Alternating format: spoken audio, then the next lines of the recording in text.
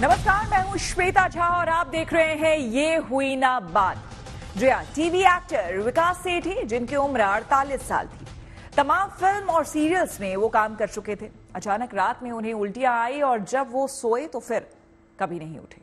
पहले तो पता नहीं चल पाया कि उनकी मौत कैसे हुई। फिर डॉक्टरों ने इस बात की पुष्टि कर दी कि विकास सेठी की मौत साइलेंट हार्ट अटैक से हुई। दरअसल एक दिन पहले से ही उनकी तबीयत बिगड़ी हुई थी। उल्टी, दस्त और डिहाइड्रेशन से वो परेशान थे और दूसरे ही दिन वो दुनिया से चल बसे। विकास सेठी इस दुनिया से जिस तरह से गए हैं, उससे उनका परिवार सदमे में है। साथ ही इस बात की चर्चा भी तेज हो गई है कि क्या पेट की बीमारियां भी हार्ट अटैक की वजह बन सकती हैं। आखिर क्या है साइलेंट हार्ट अटैक और क्या है उसके लक्षण, जो हमें महसूस तो होते हैं लेकिन हम उन्हें समझ नहीं पाते। तो आज दिल के इस साइलेंट दुश्मन के बारे में अपने एक्सपर्ट से हम बात करेंगे, जानेंगे क्या है पेट की बीमारियों का साइलेंट हार्ट अटैक से कनेक्शन। लेकिन उससे पहले आपको दिखाते हैं हमारी ये खास रिपोर्ट।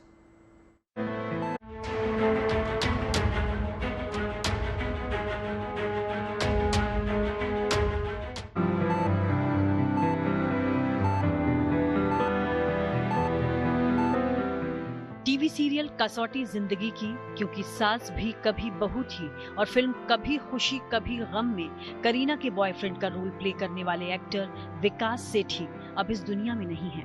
महज 48 साल की उम्र में रविवार को विकास सेठी की हार्ट अटैक से मौत हो गई। वो रात में सोए और सुबह जगाने पर पता चला कि रात में नींद में ही दिल का दौरा पड़ने से उनका निधन हो गया। डॉक्टर्स के मुताबिक वो साइलेंट हार्ट अटैक का शिकार बने थे। एक्टर की मौत से पहले उन्हें पाचन संबंधी गंभीर समस्याएं हो रही थी। एक दिन पहले उन्हें उल्टी और दस्त की समस्या थी। वो डिहाइड्रेशन से काफी ज्यादा परेशान थे। तो क्या ये माना जाए कि उन्हें बॉडी सिग्नल दे रही थी, जिसे उन्होंने इग्नोर किया और वो साइलेंट हार्ट अटैक का शिकार बन गए। डॉक्टर्स मानते हैं कि अपच, मतली, उल्टी, सीने में जलन, नींद न आना जैसे लक्षणों के पीछे कई वजह हो सकती हैं और कई बार ये हार्ट अटैक का भी संकेत हो सकते हैं। विशेषज्ञ भी ये कहते हैं कि मतली, उल्टी जैसी सनसनी और लंबे समय तक दस्त जैसे लक्षण चेतावनी के संकेत हो सकते हैं कि आपका दिल ठीक से काम नहीं कर रहा है। साइलेंट हार्ट अटैक से पहले हमारा शरीर कई संकेत देता है। मसलन सीने में जलन या अपच, बेचैनी महसूस होना, सांस लेने में मुश्किल होना, फ्लू जैसे लक्षणों का होना, सीने में या कमर के ऊपर की मांसपेशियों में दर्द, अत्यधिक थकान महसूस होना और बदहजमी या एक साथ कई डकारे आना। कई बार कुछ लोग बाहर से एकदम स्वस्थ और फिट दिखाई देते हैं, लेकिन उनके शरीर में कुछ गड़बड़ी हो सकती है। वहीं अगर कोई मोटापे से ग्रस्त है तो समझ लीजिए कि उनके शरीर में गड़बड़ियों की भरमार हो सकती है, क्योंकि मोटापा अपने साथ कई समस्याएं लाता है। साइलेंट हार्ट अटैक कई वजहों से आ सकता है, जैसे मोटापा, high blood pressure, high cholesterol level, high blood sugar, high stress, heart disease, stroke या हार्ट अटैक की फैमिली हिस्ट्री, पुरुषों की उम्र 45 से अधिक होना, महिलाओं की उम्र 55 से अधिक या पोस्ट मेनोपॉज होना, नियमित फिजिकल एक्टिविटी न करना, कोविड-19 या अन्य संक्रमण का होना, नमक या अनहेल्दी फैट वाली चीजें खाना और तंबाकू या स्मोकिंग करना। डॉक्टर्स मानते हैं कि अपने शरीर की आवाज ही नहीं सुन पाते। हमें ये भी नहीं समझ आता कि हमारा शरीर हमसे आखिर क्या कहना चाह रहा है। इसलिए शरीर और दिल अगर आपसे कुछ कह रहा है तो हम तो यही कहेंगे, बॉडी बोलती है, उसकी सुनिए, दिल की सुनिए। Bureau report, good news today. तो इसी साइलेंट हार्ट अटैक पर बात करने के लिए हमारे तमाम मेहमान हमारे साथ जुड़ चुके हैं। आपका परिचय करा दें। Doctor Manoj Kumar, HOD cardiology, max hospital, हमारे साथ जुड़ चुके हैं। डॉक्टर साहब को स्क्रीन पर लाया जाए ताकि दर्शक भी उनसे मिल पाए। डॉक्टर साहब, बहुत बहुत स्वागत है आपका। डॉक्टर मनोज कुमार, साथ ही साथ डॉक्टर मनमोहन चौहान हमारे साथ, जो कि एचओडी हैं सीटीवीएस मणिपाल हॉस्पिटल। सर, आपका बहुत बहुत स्वागत है।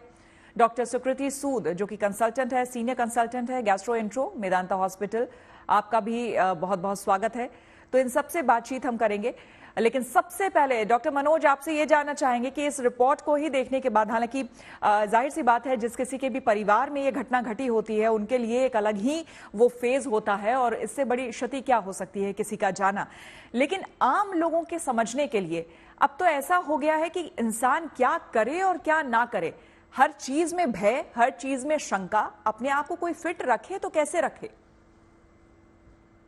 देखिए, आपकी रिपोर्ट में मैंने एक बहुत अच्छी बात सुनी कि बाहर से केवल सुंदर और सुडौल दिखना जो है वो आपके स्वस्थ शरीर का परिचायक नहीं है।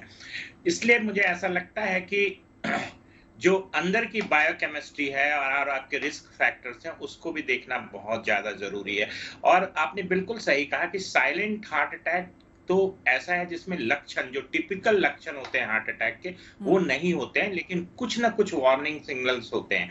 खास करके ये जो रेट्रोस्टर्नल जो जलन होती है, जो बीच में छाती में जलन होती है, ये अगर राइट साइड डॉक्टर साहब आपकी आवाज हम तक नहीं आ पा रही है। जी जी बताएं। अब आप सुन पा रहे हैं? जी जी मैं सुन पा रही हूँ, बताइए। हाँ, मैं ये कह रहा था कि जब आप कभी जो आम लोगों को है कि जब हार्ट अटैक होगा तो बाईं तरफ छाती में तेज दर्द होंगे, पसीने आएंगे, घबराहट होगी, ऐसा कोई जरूरी नहीं है। बहुत बार ऐसा होता है। देखिए, कई बार पेशेंट्स आते हैं जो छोटे अस्पतालों में या नर्सिंग होम में जाते हैं जिनको रेट्रोस्टर्नल या छाती के बीचों बीच जलन होती है, वो गैस्ट्रिक समझ के उनको कोई एंटी एसिड्स वगैरह दे के भेज देते हैं। बाद में जब ईसीजी किया जाता है और जब इकोकार्डियोग्राफी होती है तो पता चलता है कि उनको हार्ट अटैक पड़ा है। तो मुझे लगता है कि हमें पूरा समझना होगा, लक्षण समझना होगा।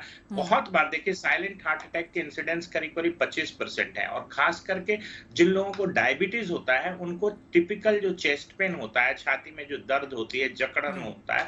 हालांकि दर्द तो देखिए एंगल ऑफ माउथ से लेके नाभि तक कहीं भी हो सकता है, बैक में हो सकता है, शोल्डर में हो सकता है। तो ये तमाम जो प्रेजेंटेशंस हैं ये डिफरेंट हो सकते हैं। खास करके जैसे अभी जो आपने केस को लिया है उसमें उनको गैस्ट्रिक सिम्टम, गैस्ट्रोइंटेस्टाइनल मतलब पेट से रिलेटेड सिम्टम्स ज्यादा थे। हो सकता है कि वो राइट साइड की जो कॉर्नरी आर्टरी होती है, जब उसमें कोई ब्लॉकेज होता है तो इस तरह के सिम्टम्स मिलते हैं, छाती में जलन होती है, बहुत गैस बनता है। यानी कि यहाँ पर आप ये बता रहे हैं कि हो सकता है उनको पहले से ब्लॉकेज रहा हो जिसके बारे में उन्हें जानकारी नहीं रही हो और ये गैस्ट्रोइंट्रो वाला सिम्टम उनको आया, लोग पता नहीं कर पाए। डॉक्टर स्वीकृत, यहाँ पर आपसे समझना चाहेंगे, जैसा हम भी जानते हैं कि जब ये हार्ट अटैक वाला जो पेन होता है ना, वो गैस्ट्रोइंट्रो के भी जो सीवियर पेशेंट्स जिनको होते हैं, जिनको बहुत लंबे समय से ये परेशानी रहती है, तो उसमें भी ऐसा ही फील आपको होता है, छाती के बीचों बीच आपको इस तरह का पेन होता है कि आपको लगता है कि बस आपकी जान ही चली जाएगी। तो ऐसे में डिफरेंशिएट कैसे करें? जी तो नमस्ते श्वेता जी और दर्शकों। तो ये प्रॉब्लम हम डेली इमरजेंसीज में देखते हैं, अपने जूनियर डॉक्टर्स को भी समझाते हैं कि कैसे इन दो दर्दों को अलग करना है।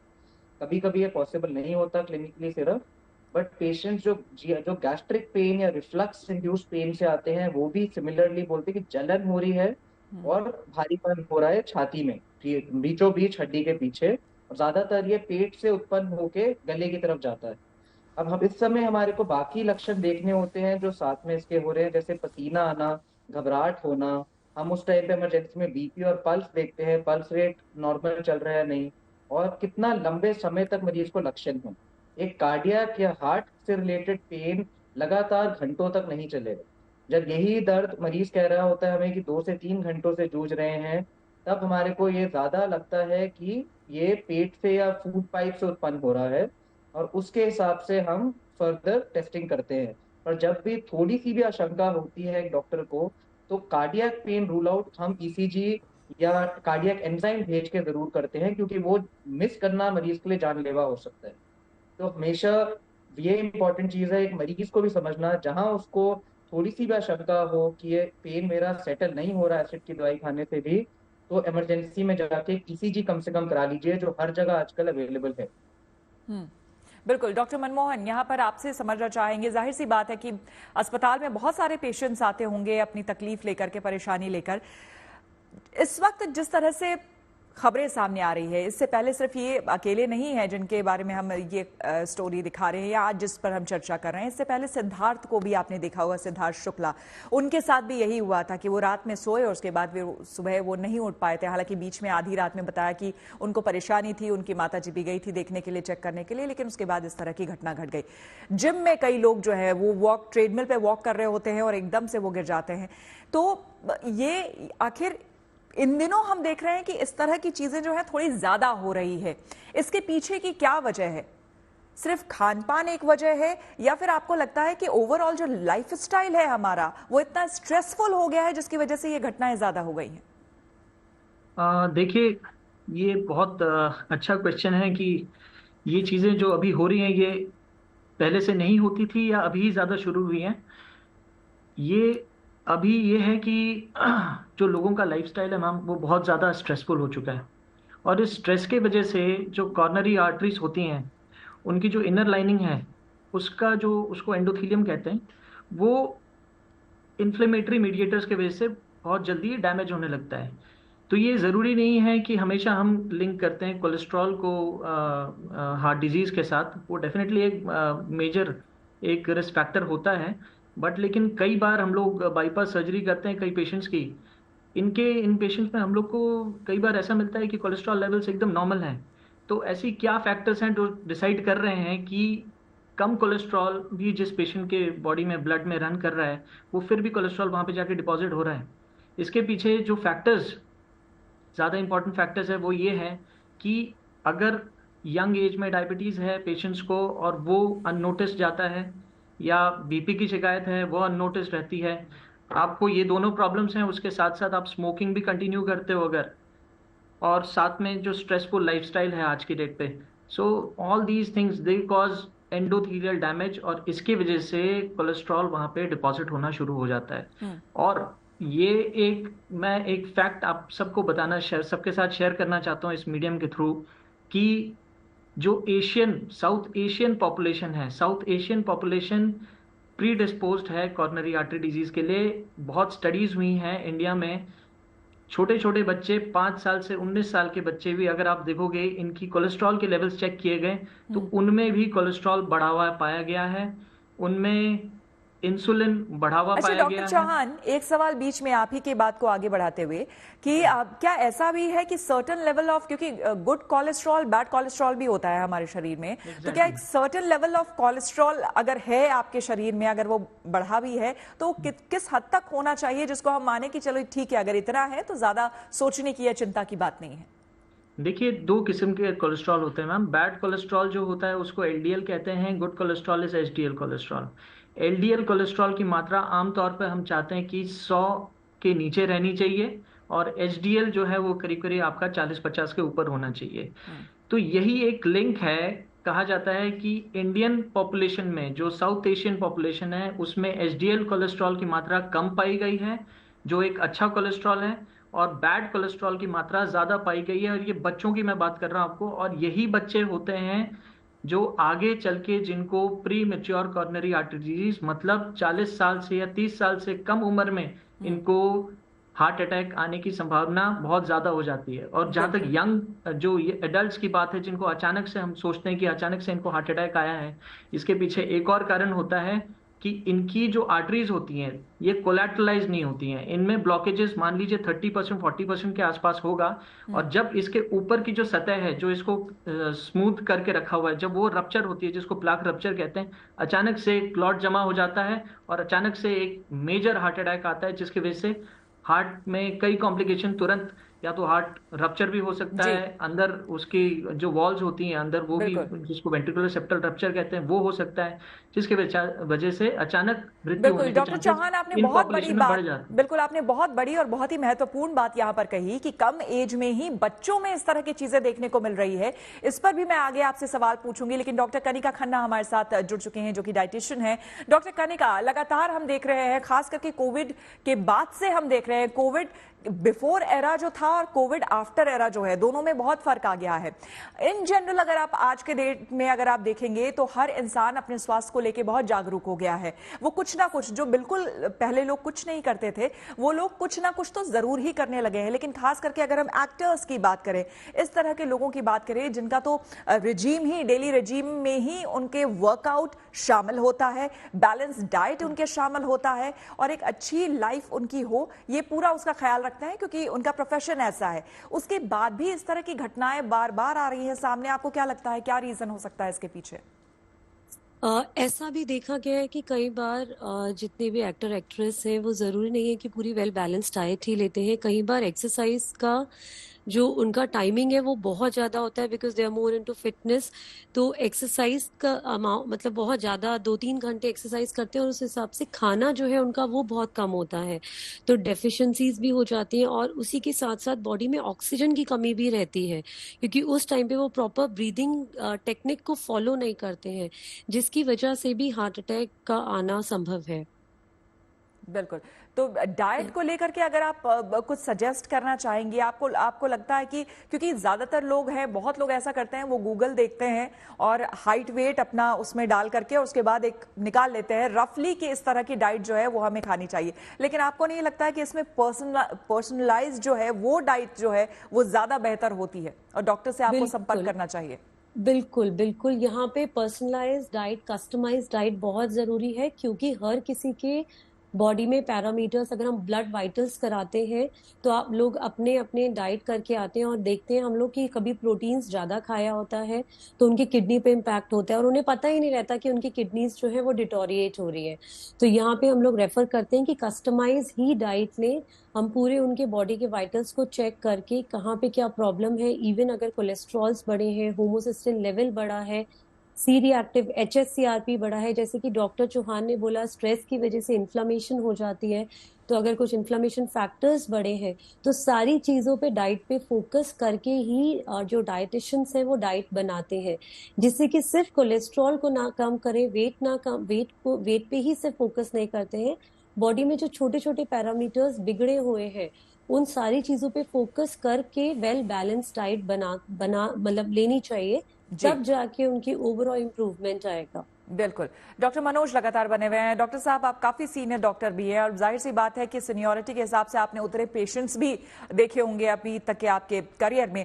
ये बताइए कि आजकल जो है बहुत ज्यादा फोकस लोगों का चला गया है कि हमें स्लिम ट्रिम होना है, हमें देखने में बहुत ही खूबसूरत होना है, उसके लिए हमारा फिजिक या फिर हमारी बॉडी जो है, जो लड़के हैं वो ध्यान देते हैं कि उनका फिजिक बड़ा अच्छा हो, लड़कियां फिगर पे बड़ा ध्यान देती है और उसके लिए फैट लॉस के लिए वो कुछ भी करने को तैयार होते हैं। तो क्या आपके पास भी कुछ इस तरह के पेशेंट्स आए हैं जिनको इस तरह शुरुआत उन्होंने फैट लॉस से किया हो और बाद में जाके इस तरह की परेशानी या फिर दिल से जुड़ी बीमारी उनको हो गई हो? देखिए श्वेता जी, मैं एक चीज बताऊं कि देखिए हमारे यहाँ जो देश में है, कन्वेंशनल रिस्क फैक्टर जो है, डायबिटीज है, हाई ब्लड प्रेशर है, high cholesterol level, smoking, positive family history, तो था ही। करीब 20 करोड़ हाइपरटेंसिव हैं, हाई ब्लड प्रेशर के पेशेंट्स हैं, 8 करोड़ डायबिटीज के पेशेंट्स हैं। ओबेसिटी बहुत कॉमन है, खास करके हमारे देश में ट्रंकल ओबेसिटी जो है, जो कि आपकी जो सेंट्रल ओबेसिटी होती है, पेट के आसपास की जो चर्बी होती है, वो और वो बहुत ही बड़ा रिस्क फैक्टर है। और वो भी डॉक्टर साहब पुरुषों में सबसे ज्यादा है।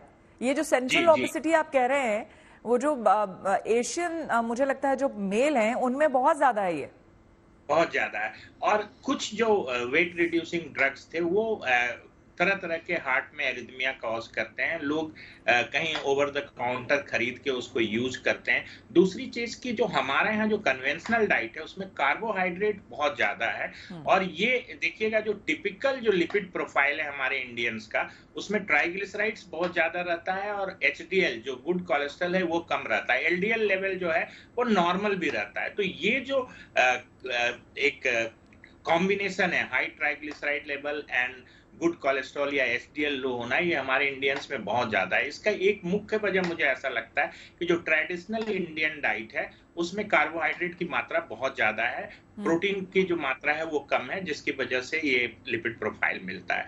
दूसरी इंपॉर्टेंट चीज है कि हमारे जो न्यू जनरेशन, देखिए एक ट्रांजिशन तो हुआ है, चाहे उसको न्यूट्रिशनल ट्रांजिशन बोलिए या इकोनॉमिकल ट्रांजिशन बोलिए, लोगों का अर्बनाइजेशन हुआ, लोग गांव से भाग के आए, तो सेडेंट्री लाइफस्टाइल जो है एक बहुत बड़ा 21st सेंचुरी का बड़ा रिस्क फैक्टर उभर के आया है। और ये सेडेंट्री जो लाइफस्टाइल है ये ओबेसिटी का कारण है, और ओबेसिटी जो है तरह तरह की बीमारियां, insulin resistance, type 2 diabetes, high blood pressure, ये सारी चीजों का मतलब मुख्य कारण बना है। तो मुझे लगता है और इसीलिए डॉक्टर्स जो हैं बार बार सलाह देते हैं और मशवरा देते हैं, आपको कहते हैं कि भाई रोज में फिजिकल एक्टिविटी को शामिल करिए। जैसे आप खाना खाते हैं, जैसे आप बाकी काम करते हैं, वैसे ही फिजिकल एक्टिविटी भी आपकी डेली रूटीन का एक हिस्सा होना चाहिए, जो कि बेहद अहम है। डॉक्टर चौहान, आपने एक बहुत ही इंपॉर्टेंट बात कही थी कि बहुत कम एज में जब हम देख रहे हैं कि 48 साल के ही मान लीजिए थे एक्टर सेठी, उनके साथ ऐसा हुआ, या फिर सिद्धार्थी थे फॉर दैट मैटर, या फिर साउथ इंडियन वो एक्टर थे जिनके साथ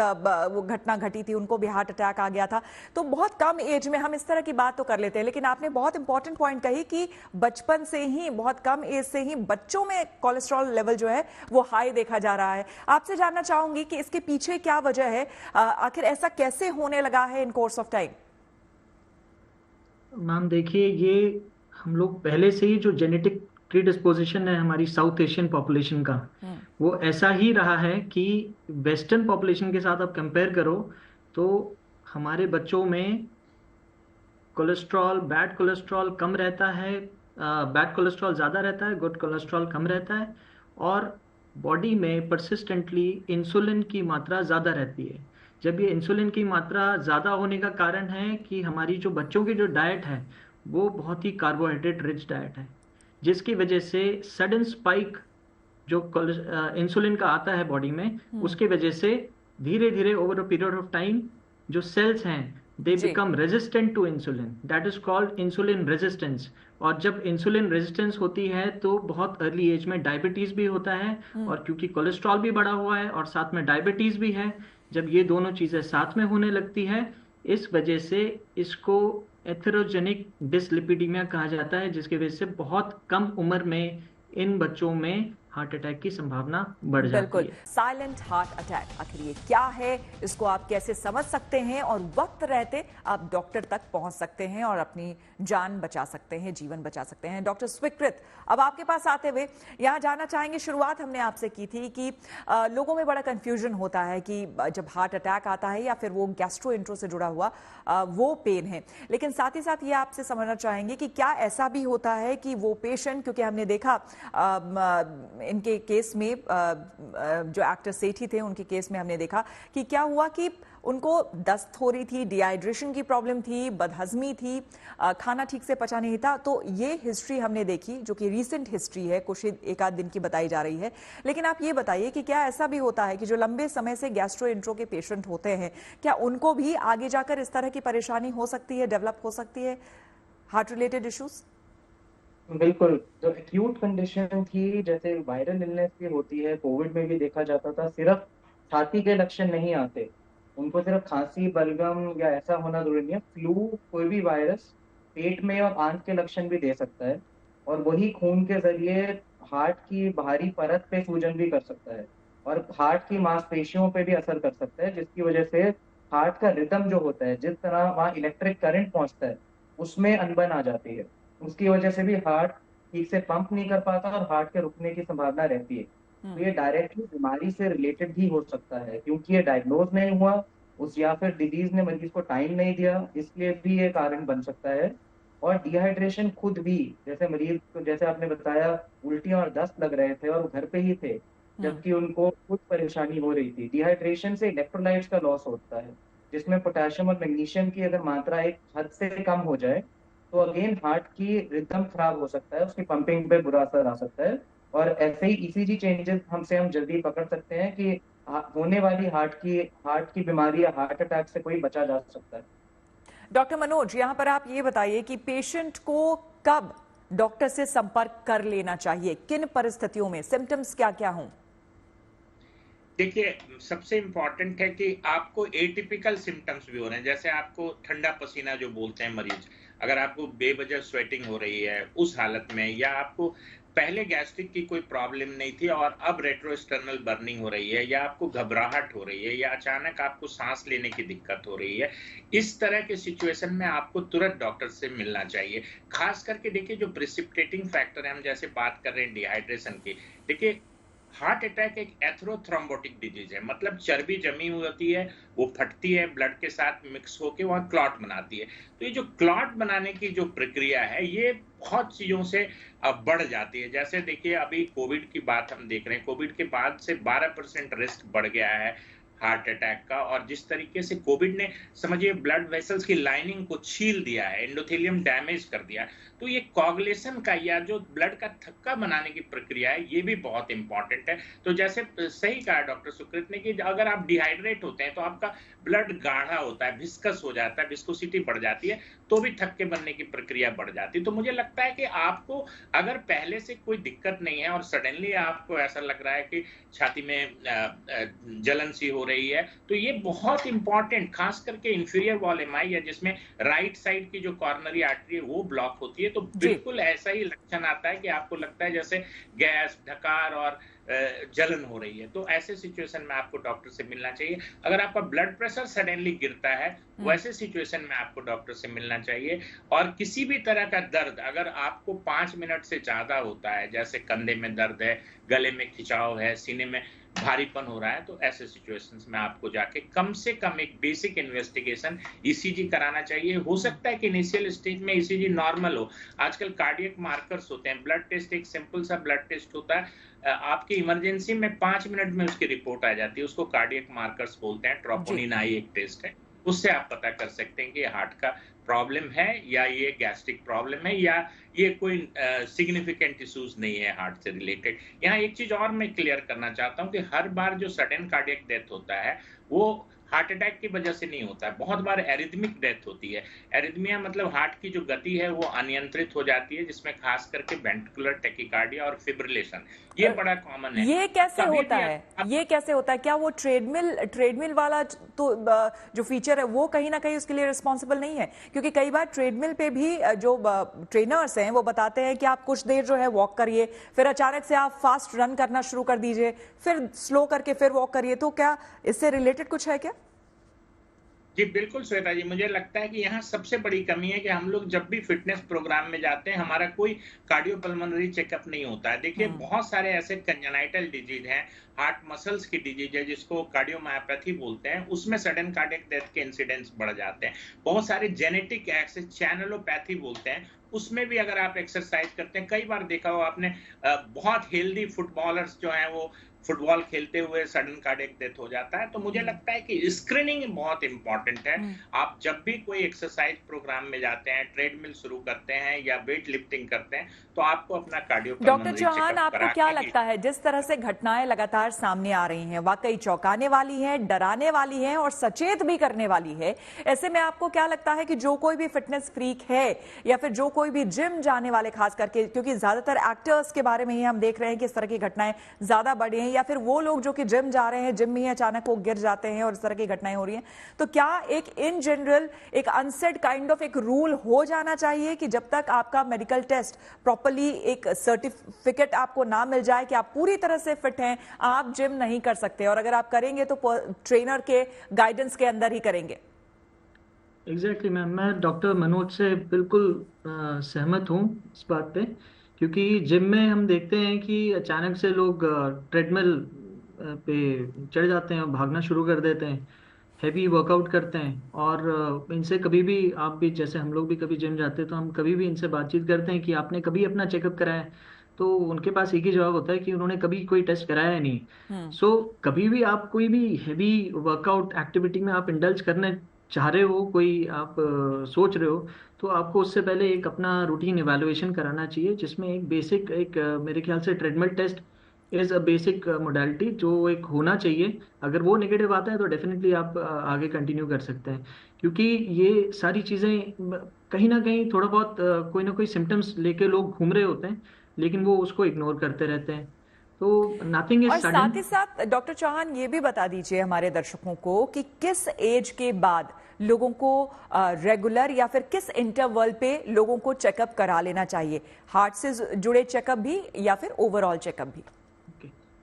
मैम इसमें मैं ये बताऊंगा कि जो जिन लोगों की फैमिली हिस्ट्री बहुत स्ट्रांग है हार्ट डिजीज़ की, जिनमें pre mature coronary artery disease parents में कहीं ना कहीं रही है और वो एक एट रिस्क हैं उस चीज़ को पाने के लिए, तो उनको उनमें तो करीब करीब 30 साल के ऊपर तो एक बार ट्रेडमिल टेस्ट होना चाहिए, कोलेस्ट्रॉल की जांच होनी चाहिए, ब्लड शुगर के टेस्ट होने चाहिए, ब्लड प्रेशर रेगुलरली चेक होना चाहिए।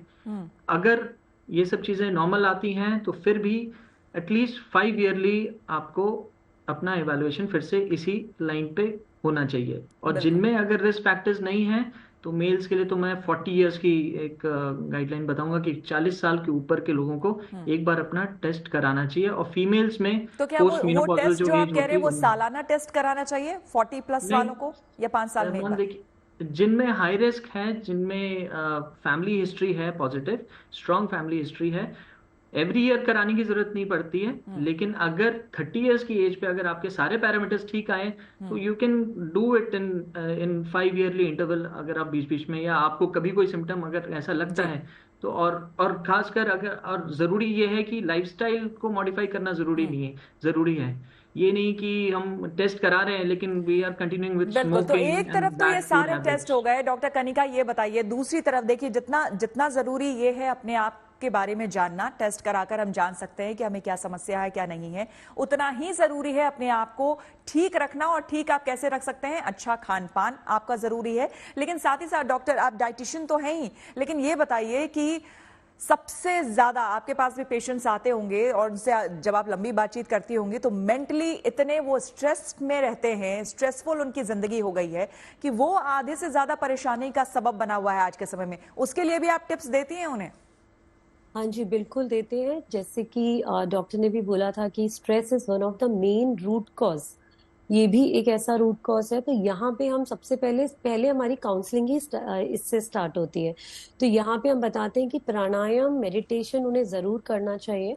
और जैसे कि स्ट्रेस से बॉडी में इन्फ्लामेशन बढ़ जाती है तो यहाँ पे हम उन्हें एंटी इन्फ्लामेटरी फूड्स के बारे में गाइड करते हैं कि वो उन्हें ज्यादा लेना है, जैसे ओमेगा 3 फैटी रिच फूड, जिसमें आजकल देखा गया है कि अगर हम डाइट पे जा रहे हैं अपने आप गूगल करके तो डाइट नॉर्मल फॉलो कर लेते हैं बट सीड्स, नट्स, इन सब चीजों को नहीं खाते हैं। तो जिसमें ओमेगा 3 फैटी एसिड्स, मैग्नीशियम और ऐसे कुछ और पदार्थ पाए जाते हैं जो कि कोलेस्ट्रॉल को, बैड कोलेस्ट्रॉल को कम करने में हेल्प करते हैं और गुड कोलेस्ट्रॉल को इंक्रीज करते हैं। तो वहां पे उनके बारे में जरूर हम जानकारी देते हैं। इसी के अलावा बहुत सारी ऐसी चीजें हैं जैसे कि अभी तक अवेयरनेस नहीं है। मिलेट्स आ गए हैं, मिलेट्स की उतनी अवेयरनेस नहीं है कि इसमें फाइबर बहुत ज्यादा अच्छे अमाउंट में पाया जाता है। ये गट के गुड बैक्टीरिया को इंक्रीज करते हैं क्योंकि गट से भी हमारी पूरी जितनी भी प्रॉब्लम्स है वो एसोसिएटेड है। तो अगर हमारा गट ही नहीं सही है, जैसे कि एसिडिटी हो जाती है, गैस हो जाती है, तो अगर हम गट को ही रूट कॉज पे नहीं वर्क करेंगे तो हमारी सारी जो भी हम ऊपर सुपरफिशियली चीजें कर रहे हैं वो सब काम नहीं देंगी। तो हम लोग पूरा पेशेंट से पूछ के रूट कॉज निकालते हैं। तो रूट कॉज इंसुलिन सेंसिटिविटी हो सकता है, स्ट्रेस की वजह से इन्फ्लेमेशन बहुत हो सकती है, पुअर गट हो सकता है।